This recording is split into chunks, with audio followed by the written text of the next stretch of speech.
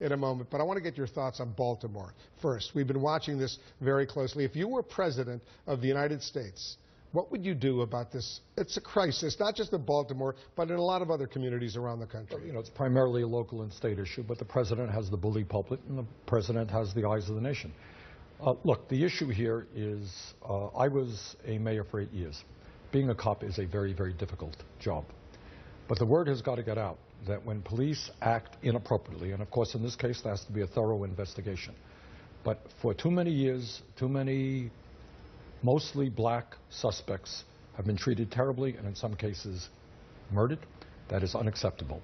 And police officers have got to be held accountable for their actions. Second of all, in the neighborhood where this gentleman lives, as I understand it, the unemployment rate is over 50%. Over 50%.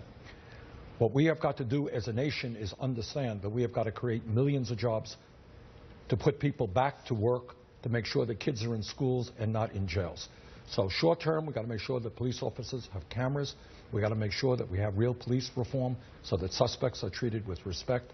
Long term, we've got to make sure that our young people are working, they're in school, they're not hanging out on street corners. So as president, though, what do you do? I mean, how do you fix those problems? We've been hearing about those problems, as you and I know, for decades. Along with John Conyers of Michigan, I've introduced legislation which would create 1 million jobs for young people in this country in some of the hardest pressed areas of America.